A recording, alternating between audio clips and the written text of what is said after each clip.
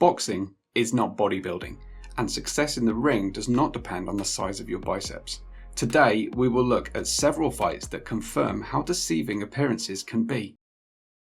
On November 23, 2013, young Andy Ruiz, taking his first serious steps towards a championship title, fought against American Thor Hamer, who in the recent past was considered a very promising boxer. The fight was extremely important for both boxers. This was especially true for Hamer. Another defeat in a serious fight would have deprived the guy of even slightest hope of a good future in boxing. After the weigh-in, for sure, anyone ignorant of the sport, when asked about the future winner, would point the finger at the American.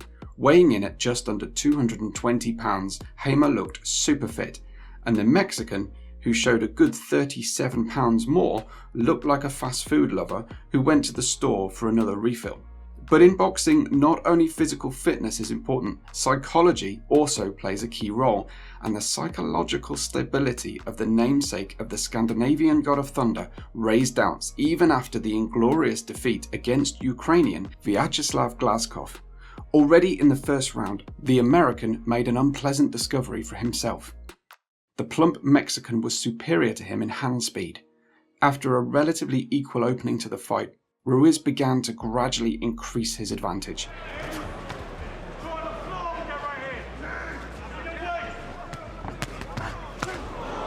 Nice shot there.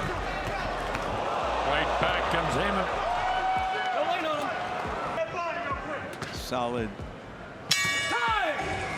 winning points shots.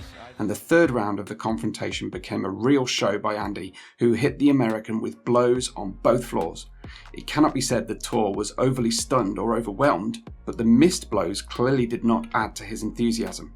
The neat work from the Destroyer was a harbinger of what was in store for the American in the coming rounds.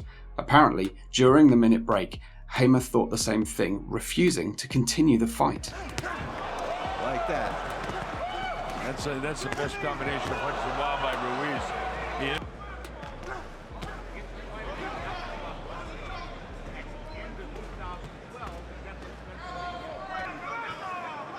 Two big heavyweights, each trying to land the big shot to change the course of this fight, like no other division. Using that jab very well to set up these. Ruiz just showing much more, because he's not the same fighter he was the first couple of rounds. There's a body shot, borderline low, but that takes a lot out of a guy. Now Hamer looks like he's had about all he wants. I think he's happy for that bell. He's going to New Zealand for New Year's Eve. All right. It's all over. Quite popular in America, Eric Esch, better known as Butterbean, is the best example that fat men can be successful in the ring, at least on a local level. On December 1st, 1995, Eric entered the ring against the fairly famous journeyman Louis Monaco, who was then taking his first steps in the professional career. With almost the same height, the difference in weight was colossal. Monaco showed 200 pounds at the weigh-in against as many as 300 pounds for Butterbean. It was hard to believe that a guy who looked like Eric belonged at a donut shop would be able to show anything in the ring. And sometime later, skeptics watched with their mouths open as the aggressive fat man wiped the floor of the ring with his opponent 3 times in the first round. Lewis's final heavy fall under the ropes was a knockout. Monaco trying to work the jab on the inside. He busted Butterbean with a pretty good uppercut there. And Monaco is built quite well. You can see he's got a bodybuilder's physique. Just the opposite of Butterbean. He lands a good right hand. Oh, there goes Monaco. Second knockdown. But you have to box him really if you're an inexperienced young fighter like this. Because he does have some power. Don't get into a shootout with a tank. There is no 3 knockdown rule in effect. So if Monaco survives and goes down a couple more times, we could have a 10-5 round. You got to use the jab against Butterbean if you're going to be effective. Monaco, an inexperienced young fighter, I don't know that he has that good a jab. He's right hand there. 1, 2, let's go. 1, 2, yeah. Good night. There goes Monaco. And I mean, there he goes. Well, that does it for this fight. Butterbean gets the job done. He threw 3 right hands and got 3 knockdowns. Well, he's a scary figure. I'm not saying he's going to beat anybody great right now, but when he gets in there against the guy he can hit, he gets him. And I know.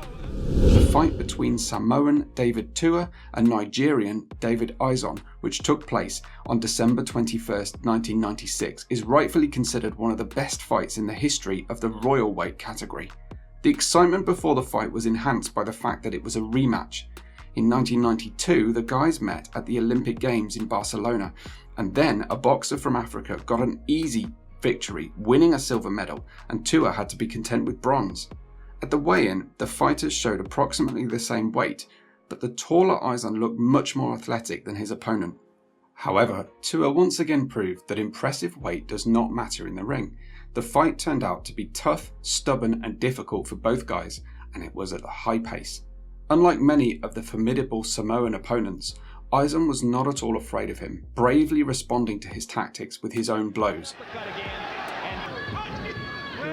Get down. It takes a lot out of you. So he immediately rushed and went to Izante's body. That was smart. Let me tell you something else, Jim. When you hit a guy with your best punches this much, and it doesn't even tear down the stretch in this fight. That was a good try. By David Tua. Oh, good body shot by Tua. To the body.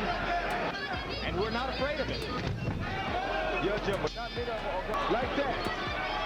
Like that. Every time he lands one, he gets caught. Well, you talk about home. Very tough.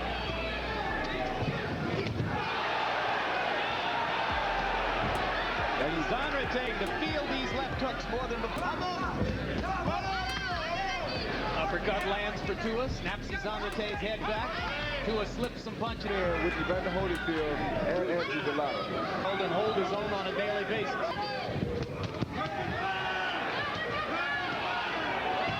But David's hits did not pass without a trace for anyone, and in the 12th round there came a dramatic ending. Tua's ferocious combination of blows proved too much for even the resilient Izon to handle. The boxer got down heavily, and it seemed that he would not get up soon. Demonstrating the courage and character of a champion, the Nigerian managed to get up, but was met with a fair signal from the referee.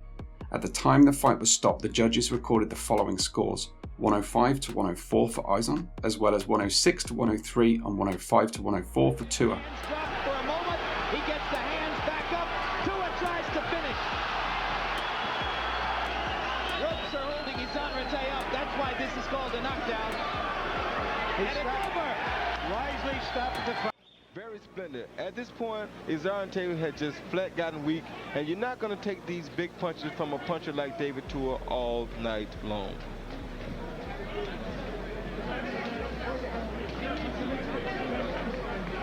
And when you find a heavyweight that can punch like this. The legendary James Toney, who won the championship in the middle, super middleweight and cruiserweight divisions, performed very well in the royal weight category, and until his later years, by boxing standards, despite his by no means athletic figure, the American was fighting at the highest level. On December 13, 2008, the great Toney, whose career had begun to decline after losing a rematch against Samuel Peter almost 2 years earlier, entered the ring against former title challenger Fres Oquendo. Weighing in at just under 220 pounds, the Puerto Rican was lean and muscular, while 11 pounds larger 40-year-old former middleweight James looked rather overweight. However, it was Toney who set the tone of the fight, operating as number one, and periodically resembled himself from previous years, demonstrating good hand speed and smooth defense. The fight did not turn out to be the most eventful. It was at a low pace and was remembered for a fair number of clinches, and the blame for this lies primarily with 35-year-old Oquendo, who in some episodes openly avoided confrontation. And in the 8th round, the Puerto Rican did himself a disservice by losing a point for an obviously intentional blow to the back of the veteran's head. At the end of the boring fight, the judges gave the following scores: unthinkable 116 to 110 for Oquendo, and a quite fair 115 to 112 and 114 to 113 for Toney. With a flourish. That's it, it's over. James Lights Out Tony. Well, every time I think I've seen it all, I hear another decision. The fight was difficult, but Frez didn't want to fight. He was afraid of me. How could I look convincing if he was running away from me? The American said in an interview after the fight. On January 26, 2019, former world title challenger Gerald Washington entered the ring against promising Adam Kownacki. The taller American, who weighed in at 242 pounds, looked fit and perfectly prepared for the fight, while the Polish boxer showed 249 pounds, looked like a guy who'd just left the nearest pub. But it was the plump native of Lomza who was the aggressor in the fight, simply outworking the inert American, who apparently did not expect such agility from his opponent. Having easily won the start of the fight, Kownacki triumphantly finished the fight in the second round, sending the American boxer to a heavy knockdown.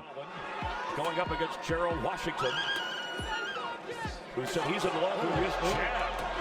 He already landed two great right hands and a left hook. Yeah. When it comes to the heavyweights, you can't, especially in the first round. In the first round, you got to do that. You can't stand in front of the guy in the first round. One guy that loves to stand right to the body, and a big body. Does not choose. And to the right, to the head of Washington. And another right. Kownacki with another. The Trojans of USC actually got to the Buffalo Bills practice squad. Didn't turn pro as a boxer until age 30. Still learning on the job of punches. So he's working on his inside fighting.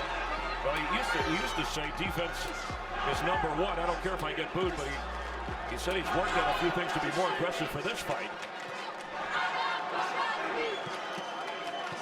Punches. But look at Washington now. He's a little teed off right now, and I like this. Moving in on Washington, who's 6'6", big size, but says he has small man skills.